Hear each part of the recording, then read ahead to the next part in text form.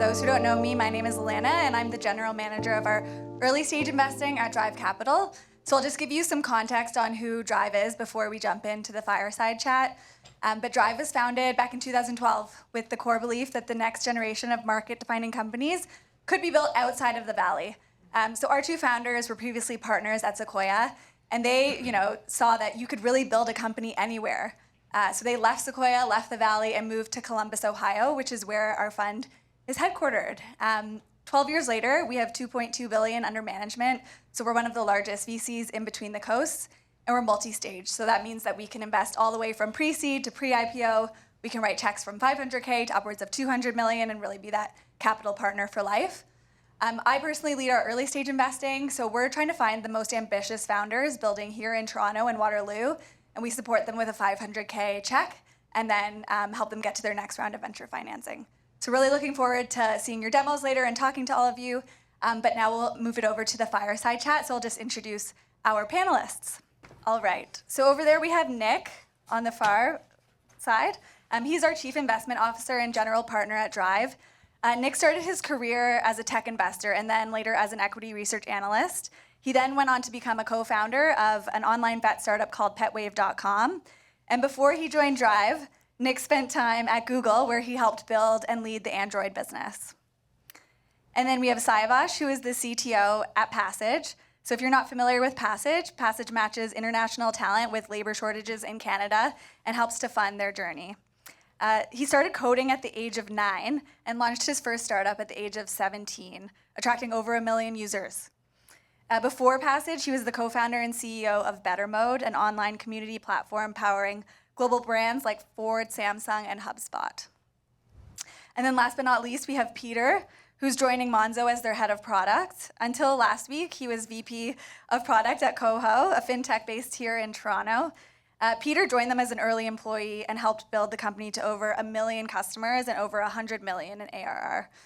He started his career leading growth at Wave Financial, and these are his words, not mine. Peter also pretends to know about AI and supports some founders in the capacity of an investor or advisor or a venting buddy. So I'll hand it over to Nick to lead the conversation. Incredible. Thank you, Alanna. So, point of clarification, I did not build and lead the Android business. I played a small role, but it was a fun one. For all the Google people in the room, they're going, I don't recognize that guy. That guy's full of shit. But I had a blast at Google. So this is a CTO fireside chat. And so, of course, the topic that I want to dig into most is HR. It's supposed to be a joke. Come on, guys. But more specifically, we can all talk about the ins and outs of the various technology tools, but, to steal your words from just a few moments ago, the most important product that each of you in the crowd are going to build is your team. And so what I really want to spend the next several minutes talking about is, building technology teams at the earliest stages in the year 2024 and 2025. All of us, the three of us on this stage, have had a few trips around the sun, and we've built teams over the past several decades. And I can tell you from firsthand experience, the things that worked earlier in my career don't work necessarily today, and that's a function of course, the technology tools that we have at our disposal, as well as just like cultural changes and COVID and work from remote and all of the different things that have made life at the same time simpler as well as more complicated. So maybe my opening question, and I'll start with you, Siavash, is, you've been at Passage now for 1.5 years or 2 years-ish. How have you thought about growing your team, and what sort of nuggets of knowledge would you drop here for the folks in the crowd? Amazing. So first of all, hi all. So a little bit about what size Passage is right now. We are in total 22 people. So we are pretty at the early stages, and it is by design to not actually increase the team size at all. So now half of it is product and engineering, and we call it the product team. Actually, the support team is under product as well, because whatever they are doing is an error. We want everything to be automated. So the product should fully understand what's happening and then help basically automate everything that happens there. So the way we have started hiring at the beginning is we started hiring, first of all, everyone we hired was co-founders. So the ex-co-founders. So previously, they actually built something. And the reasoning behind it is that early hires should adapt really quickly, should also understand the business a bit. And that was what we started. We didn't care a lot about skills. So that was not the main factor. People can learn, but we just figured out like how to find like the geniuses that founded some company.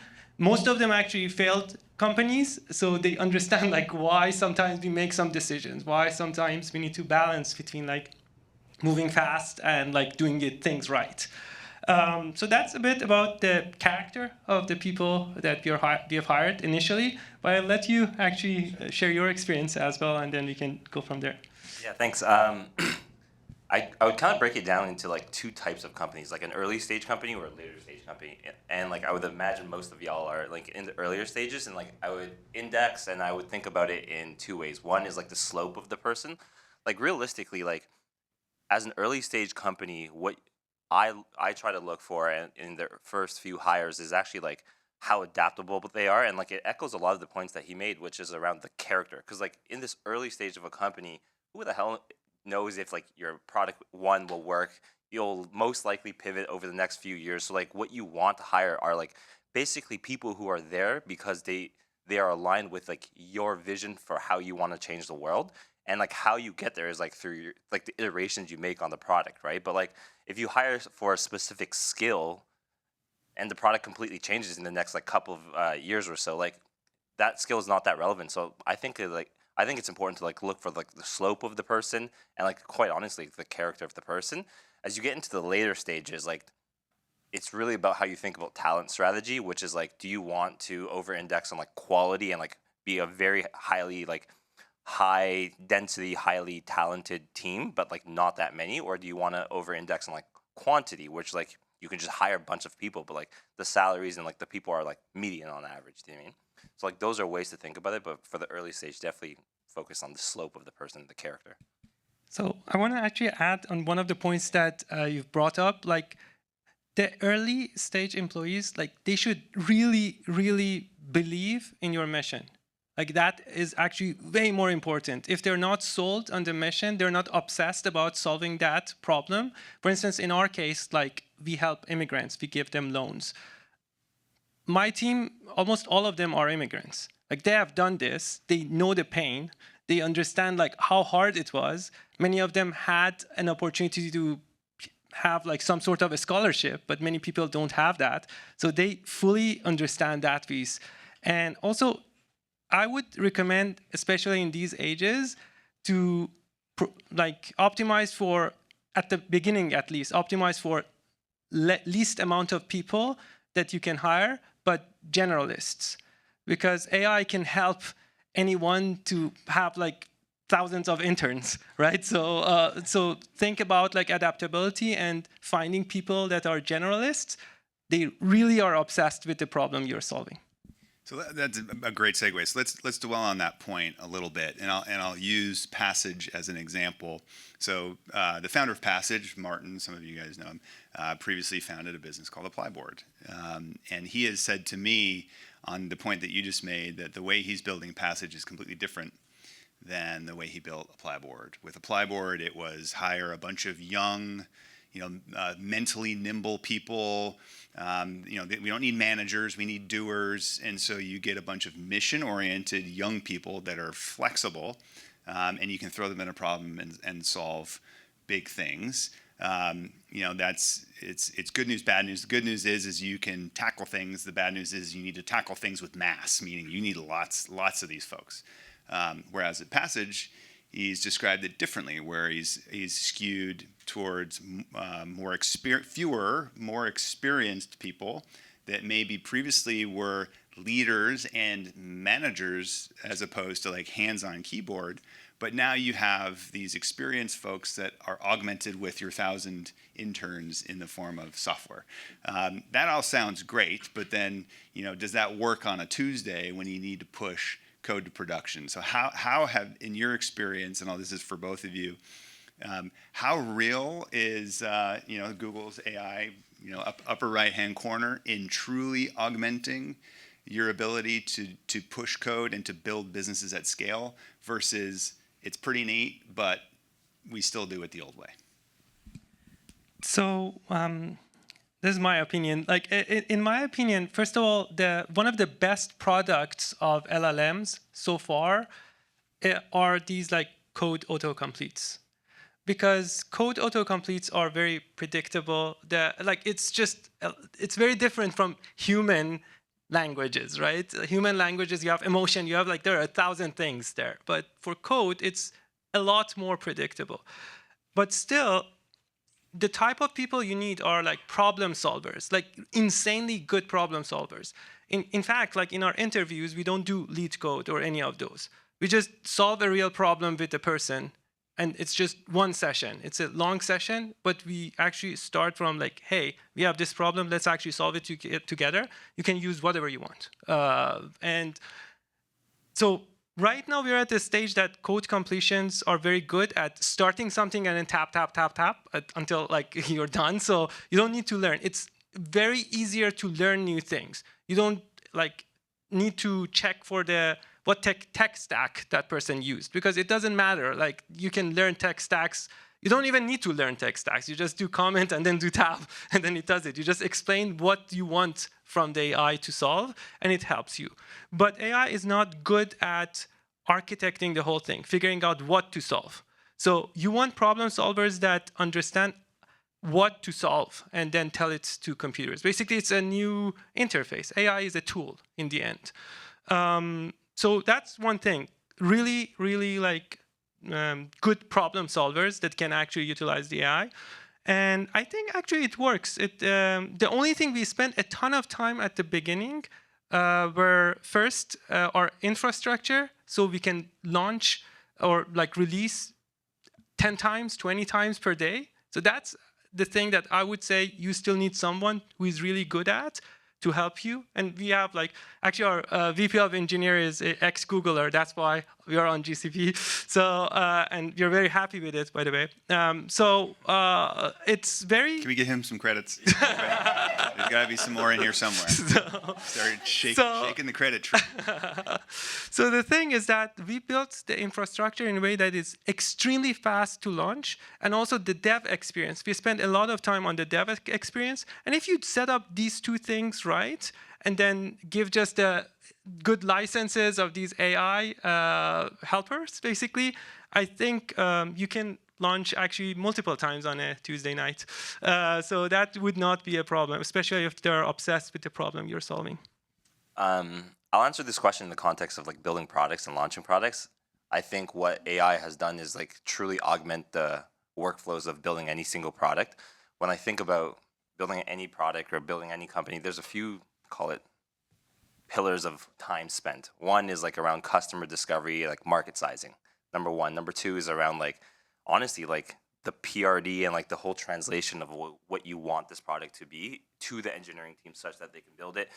And after that is like the iteration and launching. Like as I think about it to this very day, like everyone on my product team uses AI tools to do the first two elements. And like oftentimes you have like people building products spending days on end looking at market research, what the competition is and all that stuff. But like AI tools really, really do help with that. And like it helps you hone in on like different market sizes and different opportunities. And like what I'm trying to say here is like it's really augmented the workflows of building products such that you can actually focus more of your time on launching the product, number one, and actually number two, spending time with your customers, which arguably, in my opinion, are like the most important parts of building any product.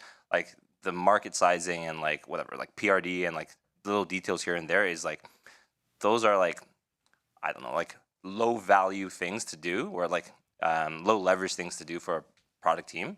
And I think AI tools have allowed the products team to spend their time on more valuable things like being with the customer. And also selling the product.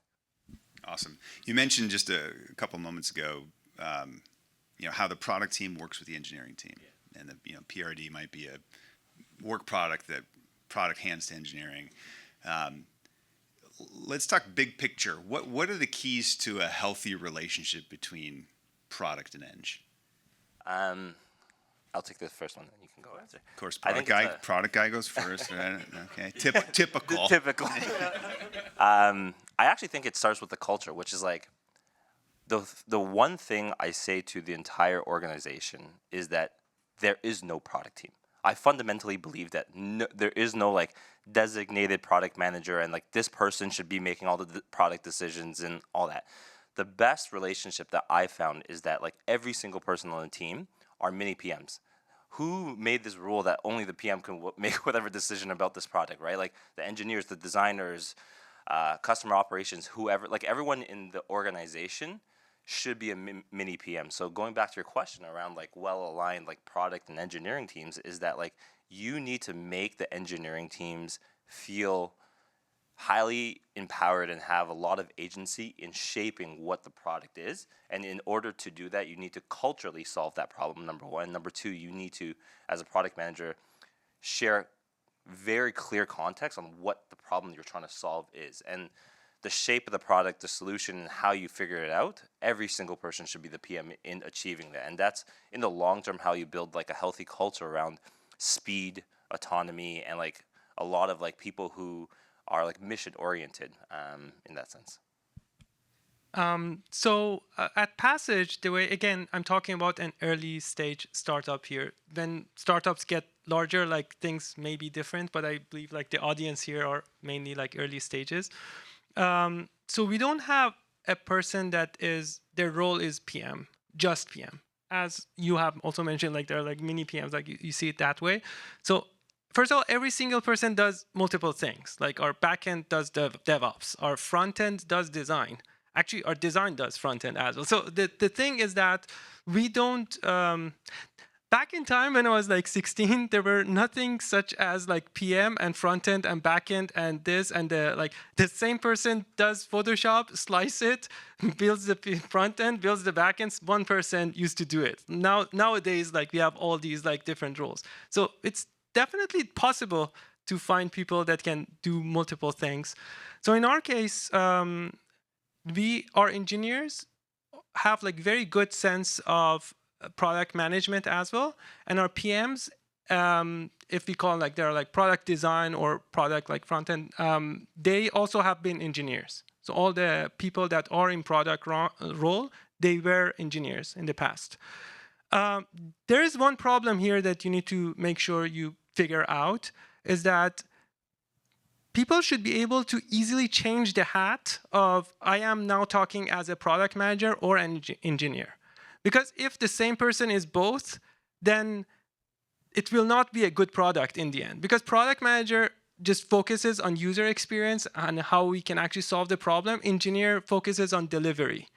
And if engineer is also that and they cannot actually change the hats, then they will deliver the easiest thing technically or the fastest route technically, and they don't see like the other side of it. The same happens on the other side, right? So if you want to find people that can do product and they were engineers, you should just make sure that they understand how to really quickly context switch. In fact, like we have a hat. I have a hat that it's written product and then engineer. So and I switch you it. Literally have a hat. Have a hat, yeah. Oh, so it makes life so much simpler. Yeah. Because you want to figure out like at what altitude, or like even in Passage, we always talk about altitude. So it's like, I'm talking here, I'm talking here, I'm talking here. It's because sometimes you're talking here, people are answering here, and then there will not be a discussion. Like it's not a good result. Awesome, good one. Let's shift gears a little bit. Recruiting. So your startups, all of you. Most of you, nobody's ever heard of, like your companies. You have very little money. How do you, with those few resources, recruit world-class talent? have a reputable investor like Drive on your cap table. I'm just kidding. All right, I'll give you some credits too. All right. Drive credits. Come see me at the end. No, I'm kidding. Honestly, like, there's no secret sauce. Like, I'll just talk about the story of why I joined Coho. I joined Coho probably, I don't know, like, employee 10-ish. The company just raised a very small round, barely had any customers. I had no idea what the heck a neobank or any of this product stuff was. But quite honestly, like, I just came out of, like, a company called Wave Financial. It was generally, like, a large-size company, growth stage. And the way I thought about it for myself was, like, man, like, Dan, our CEO, he's an amazing person. He has a very clear vision of like what he wants to solve. And like I thought to myself, like, what's the worst that can happen? And like over time, what I've realized is that in anyone's career, like the two biggest inflection points that you can ever find is like working for the right people or with the right people and joining the right companies, right? So going back to your question around like how do you recruit world-class talent in a very early stage startup, you need to look as founders and CTOs and like C-level folks, you need to look into yourself and be like, how am I representing the vision of the company? And like, how am I building strong relationships with the people around me? And like, there is no secret sauce other than like, am I actually working on something like that's like meaningful to the world that people can gravitate towards? And like odds are like in this like huge talent pool across the world, there's going to be some people who will resonate with like the vision that you're trying to solve for. And number two is like you actually have to just go out there and like build relationships. There's nothing else to it, because at the end of the day, like these people who are joining your company early on are like taking a huge leap of faith in like trusting you. They're not like they have no idea like what the financial outcomes will be or any of that. It's actually just trusting you as a person. So it's quite similar to how like early stage investors think about investing in founders, which is like they're just trusting in the founders, and that's pretty much it. Yeah. Yeah, so I think that's exactly right. When we invest in businesses and I sit down with the CEOs and founders that I work with, you know, I always try to remind them, particularly at the early stage, you are not building a company, you are building a cult. Literally, you need a bunch of people that, despite their better instincts and despite the advice of their friends, families, and confidants, that they are going to leave whatever it is that they are doing and they're going to go join this group of like-minded but insane people against all odds to build this company. And that's not a rational choice. That is an emotional and like almost like a religious commitment to the cause of the business. And if you or the people around you aren't willing to almost like describe it in those terms, then they're probably not committed enough to do the work that's required to make it happen. One of the companies that I think really epitomizes this is Passage. I mean, I go visit the folks at Passage, and it's like, holy shit, like, where's the Kool-Aid? Because everybody has the damn T-shirt on, and they work all hours of the day, and it's something truly remarkable. And you like, even if you don't know what the company is doing, you spend a few minutes with that team, and you know they're going to do something great. Siavash, how does that happen? How do you? And especially as the team grows, you're at 22 people, right? I can get, a cult of 3 might be easy to create. You just need a couple buddies. But, as from 10 to 20, how do you keep that level of fervor among the team? So, first of all, we sell the purpose in general. Sorry. So the biggest thing that you can sell, as Peter mentioned, is the mission and the purpose. Like the reason I joined Passage was exactly that.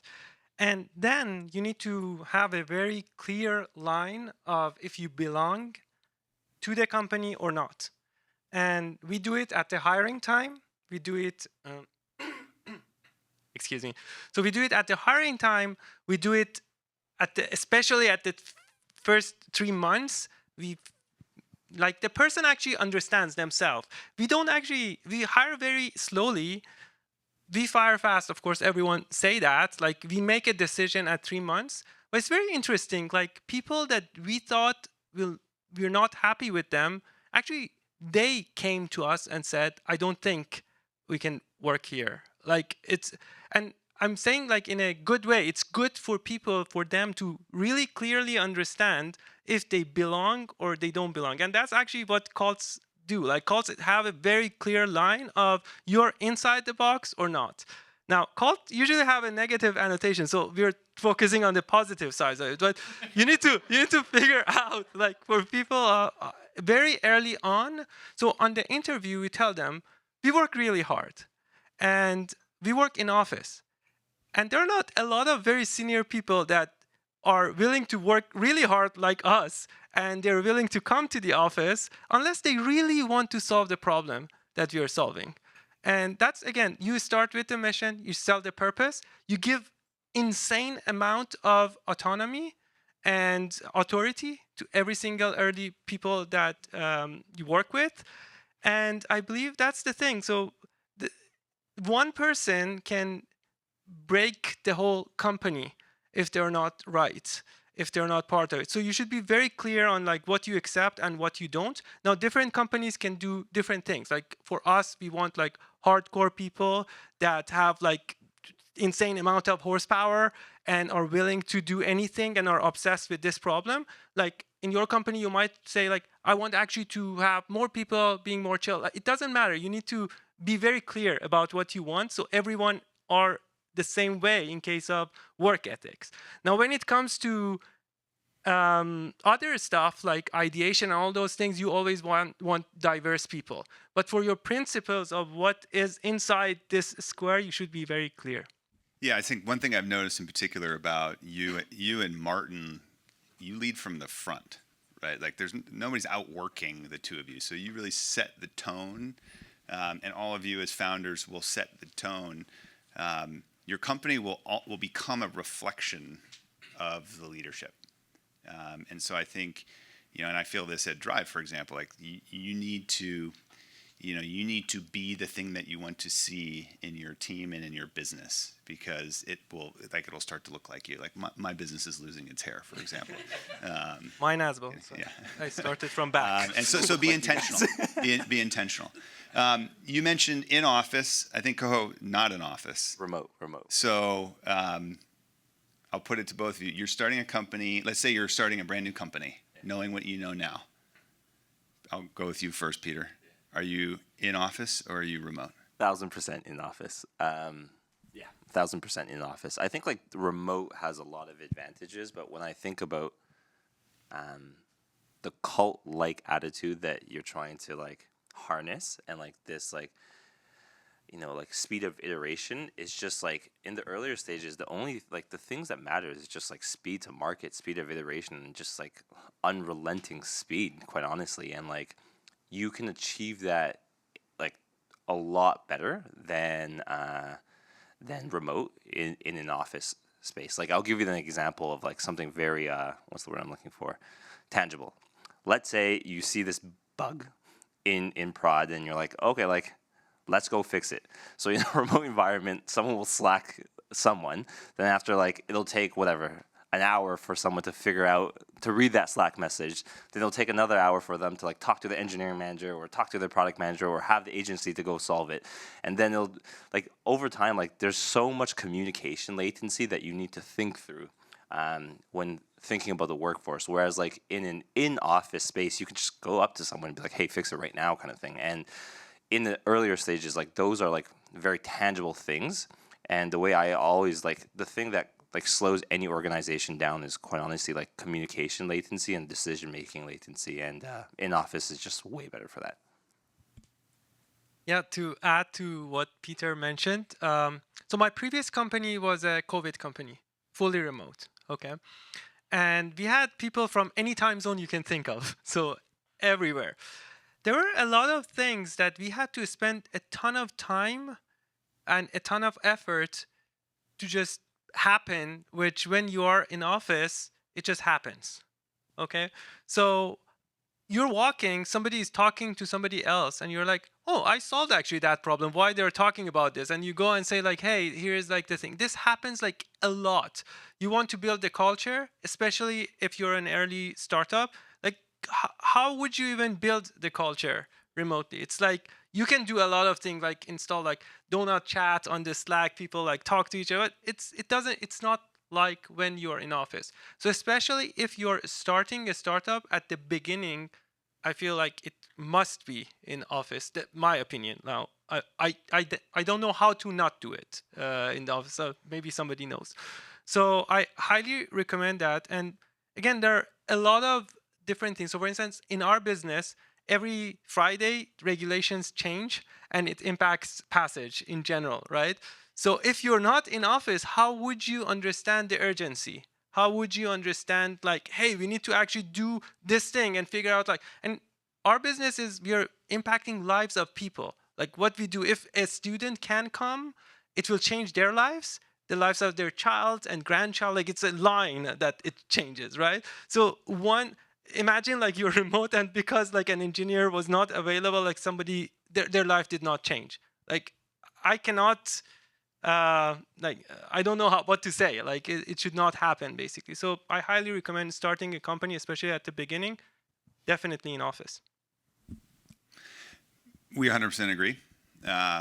Probably many of you in this room have had some version of this conversation with Drive or somebody Drive adjacent, and we're pretty, just so everybody's clear, we're very staunchly in the in-office camp for all the reasons that you describe, where the odds are, just to be frank, the odds are so stacked against you that this business that you're working on is going to be successful. Like it's a terrible idea to start to start a startup and to work at a startup. Like it's all the numbers say you're going to fail. And so, given that, we're still all in the startup business. So let's at least agree for every time we actually have a choice, let's not proactively make choices that are going to reduce our probability of success, because we cannot. Every increment of percentage point of probability of success, we need to be pushing in our favor. And the data is pretty overwhelming, both the measurable data in terms of speed and the things that you can put metrics on, but also the kind of psychokinetic data of culture and of committedness and like how culty are we. The data is overwhelming that being in person and breathing the same air and smelling each other's armpits because you've been in the office for 12 hours, those are the things that end up tipping things in favor of success. So we highly recommend it. In fact, we demand it. Just one thing to add here. So last week was my last week of Coho, and I'm joining Monzo soon. And as I was leaving Coho, so Coho is a fully remote company. We moved to like fully remote during COVID. And one of the requirements for me when I was like thinking about like which employer to join and all that stuff was like it needs to be in person. Because like the thing that I missed the most was like in the early days of Coho, we had this like tiny office in Liberty Village, and it was just like you mentioned, Nick, it's just like everyone's in this small room. It's like sweaty, muggy, but like everyone's just kind of in it, and like you just stay late, grind out this like product that you want to like really like launch as soon as possible, and like there is no way to like logically or rationalize like this energy that you feel. It's this energy that actually carries forward this like the early days of this organization, and it's that energy that like makes or breaks whatever launches that you're gonna do. So I think like for me at least on the personal level, that's like I'm like that was a huge requirement for me. And one last thing, like there are cons to it as well, but as Peter was saying, like it worth it. So you will lose a lot of people that you could hire. You will lose all the people that are not basically in Toronto or like around here. So that's one big limitation that you should, and it's very tempting not to do this, right? A lot of very senior people, they have many options, and we're an early stage startup by itself. Like we're here, and then if you want to do in office, then you will be here. So it will be really hard to hire. But again, the people that want to solve the problem that you are solving, no matter what, will join.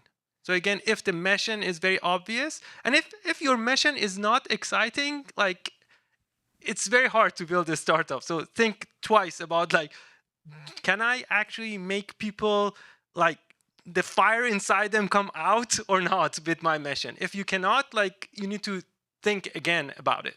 So I think you guys might appreciate this, but Nick, you moved to Columbus from the coastal sides of the United States for Drive when they first started. How did Chris and Mark convince you to relocate? Yeah, now I'm on the spot. So I guess for context, Drive Capital, we're based in Columbus, Ohio, which, as you all know, is the epicenter of technology venture capital. Right? No, it's not. And so whenever I tell somebody I'm a venture capitalist, I'm in Ohio, people are like, huh.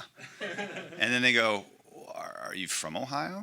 And the answer is no. None of us are from Ohio. I'm from Seattle. I lived Seattle, New York, San Francisco, and now obviously Columbus. And one good reason. Yeah, well, my version of this story is I was at Google in Mountain View.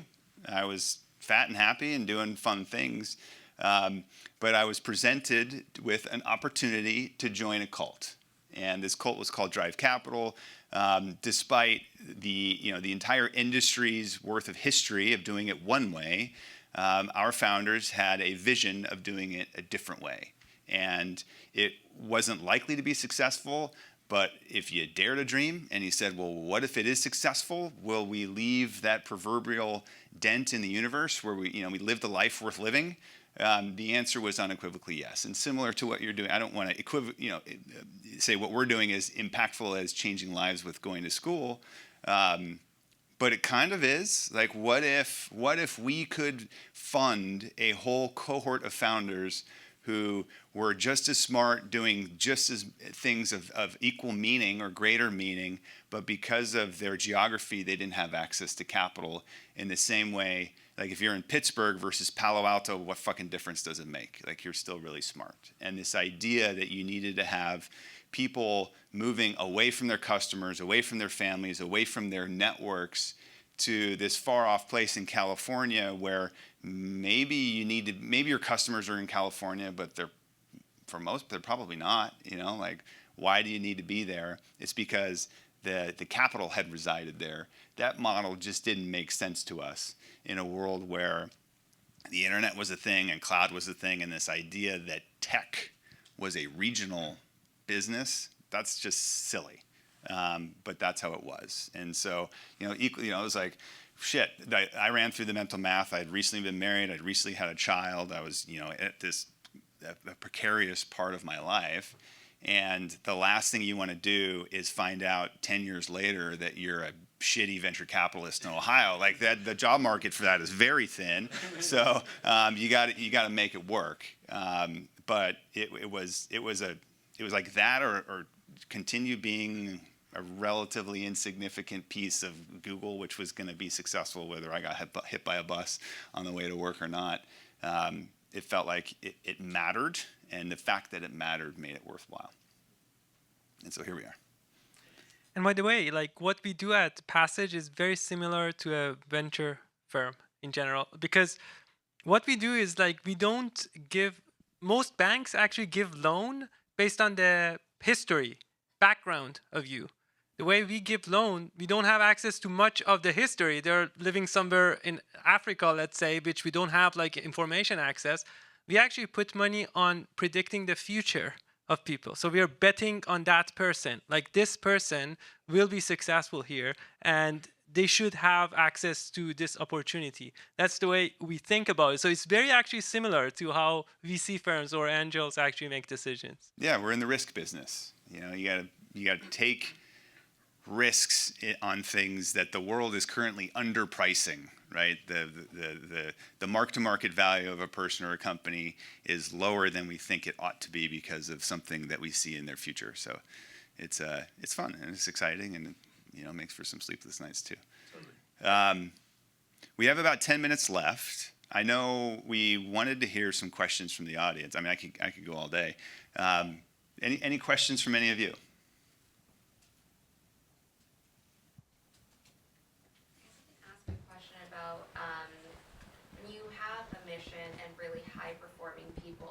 And you're after the same mission every day. You have your engineering and product teams. How do you operationalize some of this at your level to be able to action things at the right time? Or, like, what's your perspective on the operational aspect of your job? Everybody hear that? Do I need to respect? I don't need to repeat the question. Okay. Quite honestly, I don't see my job as any different than anyone else's job. Like, you like in my opinion, titles are just like this figment of like organizational bullshit more than anything. Like, my job is to make sure the company is successful. So like, if Coho one day needed like, we had like a, I don't know, like a huge outage and like customer service is slammed, I will like, most of the people will literally just get on the phones and like answer chats and like answer the phone and stuff like that. Or like, let's say we needed to like, I don't know, design this like really unique thing. You just go do it yourself. And like, it goes back to the point of like leading from the front. Like, who cares what your job is? Like, what your job title is? The most important thing is like solving the most acute problem of that day or of that week. And like, anyone can do it. Like, that's the whole, like, that, in my opinion, in the early stages of the company, like titles, organizational departments and all that stuff, it doesn't really matter because like everyone's there to solve the same problem. And some people have like unique lenses and like perspective based on like their past experience of like being an engineer, being a designer, et cetera, et cetera. But like, everyone should just rally to the problem. Who cares about the titles? Yeah, our organization is very flat as well. I code with everyone else as we speak. Now, when we get larger, maybe like there should be different, but that part of it is because you get the respect as well when you actually work with your team, alongside your team. But my job is in general to make sure we are every single day, we are one step closer to the mission. So we have a timer, actually, you've seen our timer, that by end of like 2030, like financial barrier should not be a thing for people who are good enough to have access to a better opportunity. That's what we are doing. Every single day, my job is just to remind everyone, are we closer to that as well or not? And then that's what we do. And then not assign even, like, here are the problems, let's actually pick up these problems.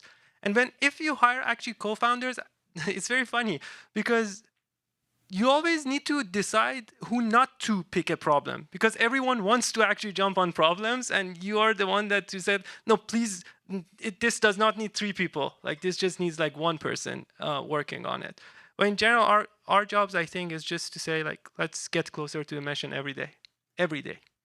I think sorry about that. The last piece I would say to that is like, don't believe in conventional wisdom. Like, a lot of the themes that we discussed today is like in some ways like going against the grain, right? And like, if you really like think from first principles around like, I don't know, why does an organization ever need, I don't know, 3 or like 10 layers? Like, I don't have an explanation for that. So like, as a result of that, like, continue to challenge the status quo around that. And like, for myself, at least in the organizations I build, is like, I don't believe in people managers.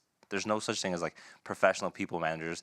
Everyone should just do the job. And like, a good example is like Ramp. Ramp is like this fintech out of New York. They're probably, I don't know, like $5-10 billion of valuation, lots of customers, and every single person they hire, like whether it's a VP, C-level, anyone, they have to do 6 months of IC work, period.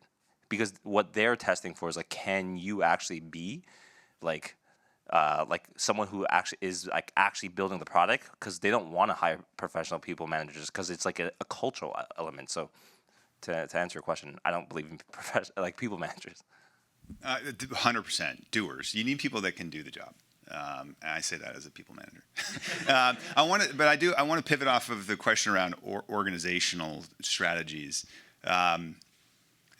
Coho, I think, keep me honest here, is a good example of product and engineering teams that are organized not around features or like a product, but around metrics.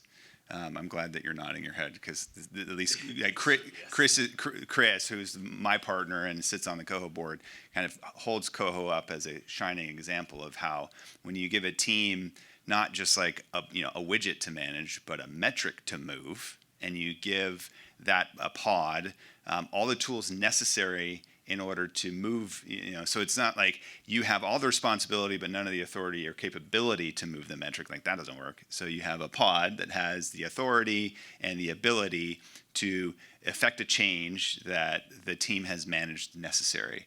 and that's different than just like owning a feature or owning a product. Can you talk a little bit about how you guys implemented that? Yeah, like from the early days of like when Coho first like hired a product team or had like 2 product managers, we were always metrics based. And the reason why is because Can you be clear on what that means? Sure, yeah. So like generally speaking, there's like 2 schools of thought on like how to structure like a product and engineering team, generally speaking. One is like, hey pod, or like, hey team X, you are focused on, let's say, onboarding, or you're focused on identity. So that's like one school of thought on organizational design. The other school of thought is like, hey team X, you're focused on you're focused on user growth. And that user growth number is, I don't know, 10,000 customers next month or something like that. So Coho from the early days never, like, it just never appealed to us on this like organizational design. We always designed our organizational teams around metrics. And the reason why we did that is like fundamentally we want all the resources of the company to focus on the most important things. And most of the resources are engineers and like product managers and designers and so on and so forth. And we wanted to make sure that these folks felt empowered to like actually move the metric that is important to the company, not some like bullshit vanity feature kind of thing, right? And like they have the saying, which is like you ship your organization, and like if you're just shipping random features that actually don't really move metrics, then what's the point of that? And whereas like on the metric side of things, let's say you're the team that's focused on user growth, you can actually go build anything across the spectrum of the entire product or brand new things. Like there is no organizational boundaries. Whereas like on the other side of it, and I'll give you a good example. Wave Financial had feature teams. They're like, hey, you're like the accounting feature, you're the invoicing feature, so on and so forth.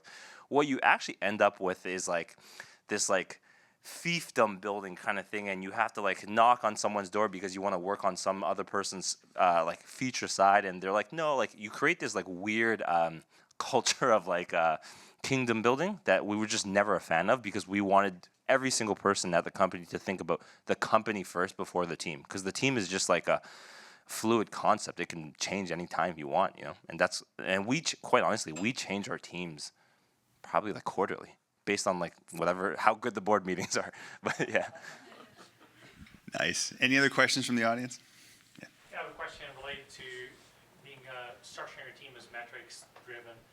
I worked at a larger company where this is also the case, and I think one of the things I kind of found there specifically was that it actually was it led to mediocrity, because everything was kind of like, you know, every change was kind of driven by some metric, but it was lacking kind of like a real true vision.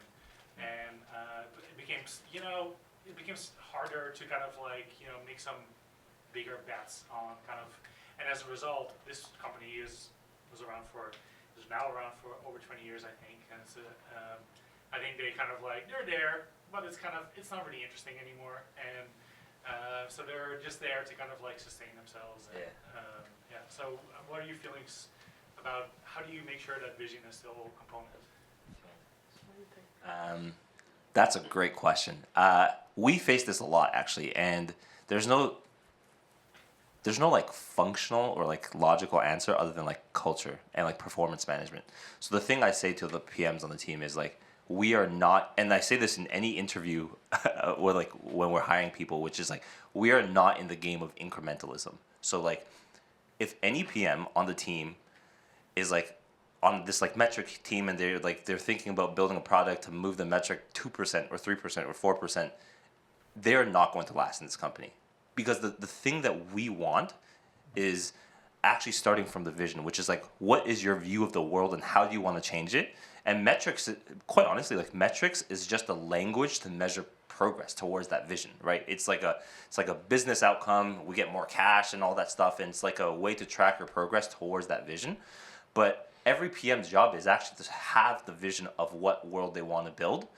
And then the second thing is like what is a bet that you want to make to realize that vision? And like if it's just like changing colors or of a button or something very incremental, like we're not going to win. And as a result of that, these PMs are going to be pushed out. And so it's like very, very ingrained in the culture of the company. And that's the only way I've seen so far, I would say. So I can add to that a bit on how we're doing it in Passage. So we have one number in Passage that is like number of people that we have helped. Okay, that's the main number that we have, and we have a final destination. Like we need to hit this many people to actually solve this problem by 2030.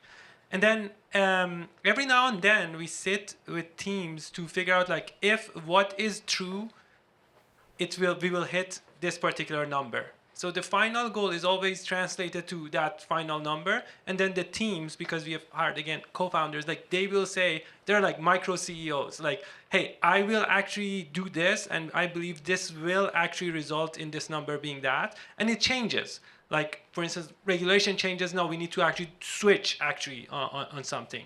So we sit and we're really hard. Like those meetings are very scary meetings in general, but we sit next to each other and we say like, okay, if these are true, we will hit this final number, and then everyone should be convinced on the exec team to ensure like, yes, this is true, and I believe, and everyone should be able to count on the other one to deliver their number. Like we are saying like, if they will hit their number, and then we go from there. How are we doing on time, Alanna? We'll wrap it up in 2 minutes. 2 minutes. Maybe Oh, one okay. more question. How about one more question? The countdown is increasing. That's the time. I think it's 2 o'clock. Yeah. Yeah. Oh God. Yeah. Both of you guys mentioned like one of the principles is you guys want having people wearing multiple hats, be like generalists. So how do you guys sync with each other, especially like when each person's working on something maybe different? I mean, it's like from the C-suite level down to every kind of frontliner. So in our team, the C-levels are the orchestrators. So they are the ones that basically ensure that the problems that everyone is solving still make sense. In many cases, like a decision is made and we figure out like somebody was solving a problem, that problem is not as important with this new setup. So we work with our teams to over-communicate. We assign owners. So everyone, the owner can be an engineer, it can be a product person, it can be in support. Like there is owner for everything. And we have like the responsible, accountable, those things. But the thing that it takes also time for people to get to know how you do it. Over-communicating with like the stakeholders is something that everyone is doing very good at the team.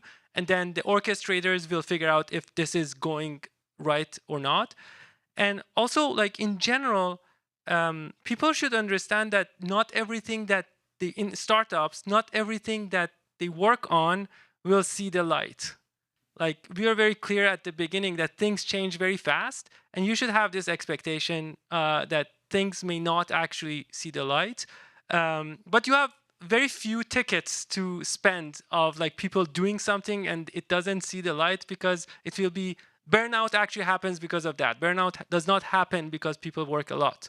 It happens because people work a lot and it doesn't see the light. So you have a few tickets on that. So the orchestrator's job and the over communication in our company at least works good. On my end, to add on top of that, like I keep going back to culture. I know it's like a bit soft and fluffy, but like truthfully, like what I mean by culture is basically like how are you training the behaviors of your early employees? Like what do you want every single person in the company to do in X type of situation? So going to your point around like how do you make sure like everything makes sense and all that stuff, people. So the kind of culture that we want to like drive home is, number one, like everyone knows what the company's doing. Like this is our goal as a company. So your point is like how many people you helped out, right? And number two, culturally, is like we want people to ask the question of like, why am I ever working on this? So like if they're assigned whatever, this feature or that feature in any of them, and it does not make sense to them, and they're like, how is this helping the company or our goal? We actually want the person to say, no, I'm not going to do it. Do you know what I mean? And like that is the type of culture, or that's the kind of behavior that you want to train. And there's no like management book that can tell you how to achieve that, other than like the early days of like forming what the right behaviors are. And you want to award those type of behaviors, and you want to kind of like push out the ante of that behavior. And like that's the only way that like you'll figure out like how to like motivate people and all that stuff. So it's really about how are you training behaviors of your employees rather than like, and you as a leader, like you're not gonna be able to like know what the hell's going on all the time. It's actually the people that will tell you what's wrong or what's right. You know. Awesome. I think that's a great place to wrap up. Thank you guys. Appreciate it. Really do.